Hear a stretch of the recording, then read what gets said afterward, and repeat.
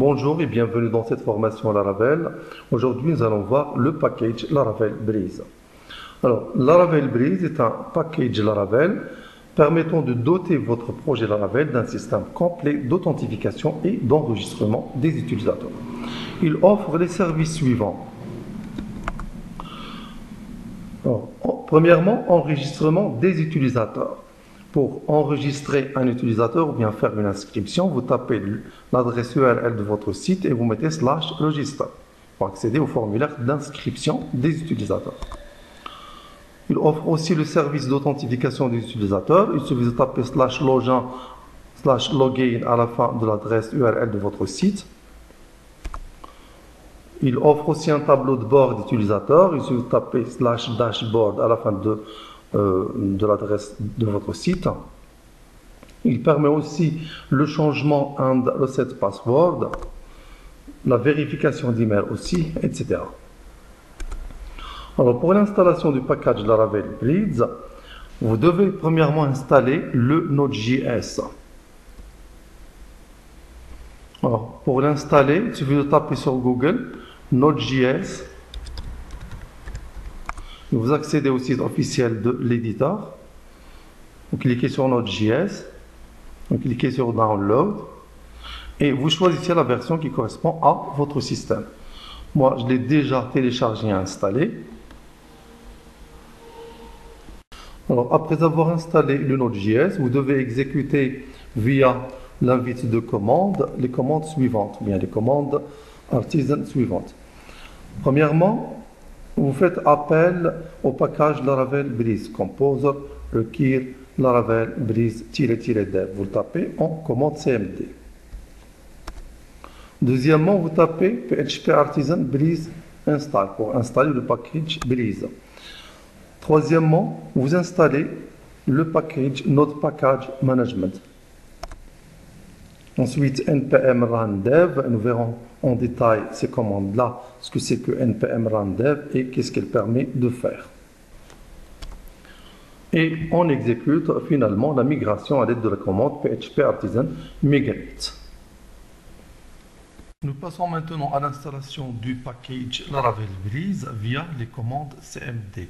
Commençons par la première.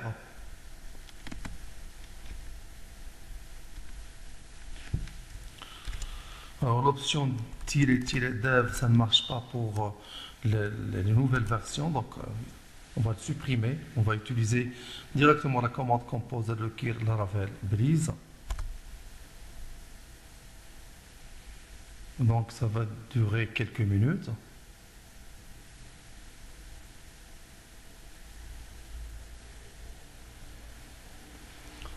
On exécute ensuite la deuxième commande, PHP Artisan Breeze install.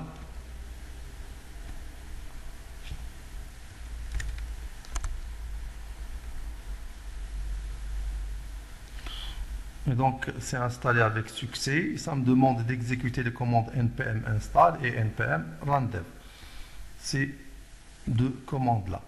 Donc je commence par la première, npm install, et ensuite npm run dev, et nous verrons en détail dans les prochaines vidéos ce que c'est que ces commandes là et qu'est-ce qu'elles permettent de faire.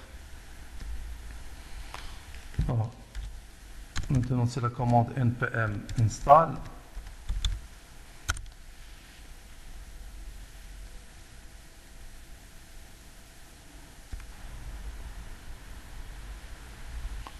On exécute maintenant la commande npm run dev.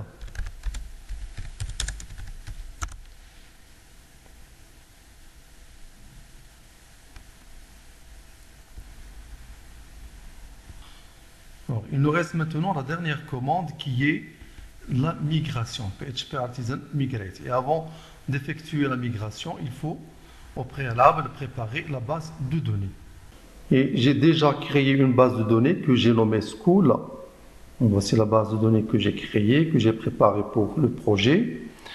Je vais donc la configurer au niveau du fichier .env.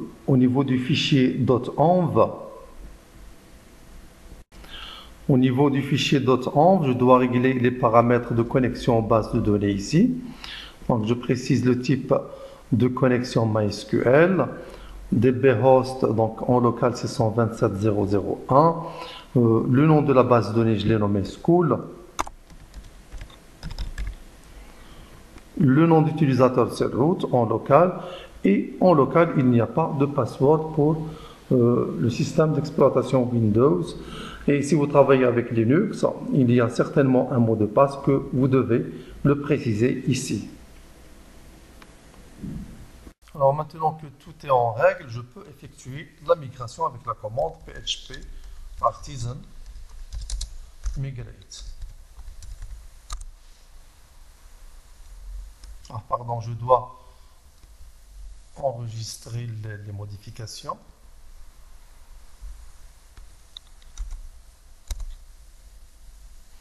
Voilà, donc maintenant la migration a été effectuée avec succès.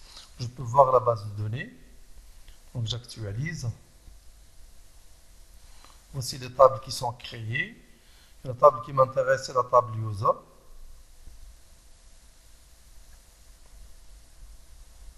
Voici la table user qui contient les attributs name, email, email verified, password, etc.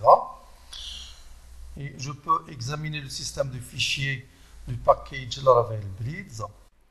Alors je constate qu'il y a premièrement la création d'un fichier auth.php qui contient toutes les routes nécessaires pour l'enregistrement, pour enregistrer un utilisateur, pour l'authentification, pour loger un utilisateur, etc. Prenons l'exemple de l'adresse URL register. Pour s'enregistrer, ça pointe vers le controller registered user controller et plus particulièrement ça pointe vers la méthode create. La méthode create du controller registered user controller qui se trouve dans app http auth registered user controller.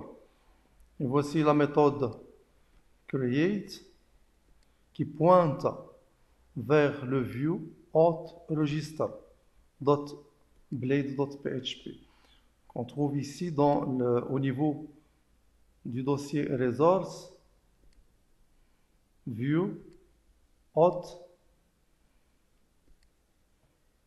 Voici le fichier register.blade.php vers lequel ça pointe. Il s'agit du view vers lequel pointe la méthode create du controller. Et c'est le view qui affiche le formulaire d'inscription des utilisateurs. Et quand un utilisateur remplit le formulaire et clique sur le bouton Submit, les données sont envoyées par la méthode POST. Si vous voyez ici dans le fichier auth.php, les données envoyées par POST lors de l'enregistrement.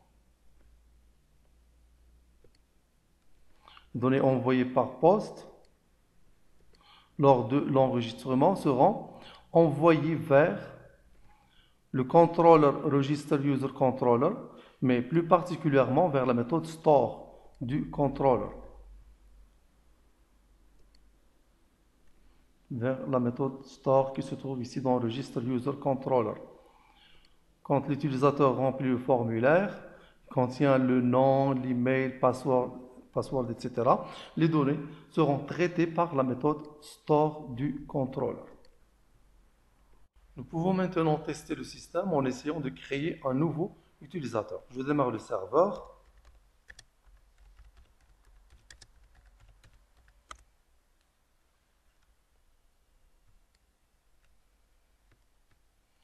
Alors, soit je clique ici sur le lien register et ça m'affiche le formulaire d'inscription, ou bien je tape l'adresse URL et à la fin je mets /register. Alors, je crée donc un utilisateur, je remplis le formulaire, par exemple Rachid, email rachid@gmail.com par exemple, un password, je confirme le password et je clique sur Register. Alors maintenant, l'utilisateur a été créé. Voici le dashboard. Donc, pour accéder au tableau de bord, on ajoute slash dashboard à la fin de l'adresse URL. Je peux examiner maintenant la base de données. La base, j'examine la table user. Voici l'utilisateur que je viens de créer, rachid@gmail.com. Et pour se déconnecter, je clique ici, log out. Et pour me connecter, j'ajoute à la fin de l'adresse URL /login. Et je me connecte à l'aide de l'identifiant qui est l'email rachid@gmail.com et le mot de passe. Voilà, je me suis connecté maintenant. Et voilà, c'est terminé pour aujourd'hui. Merci, au prochain tuto.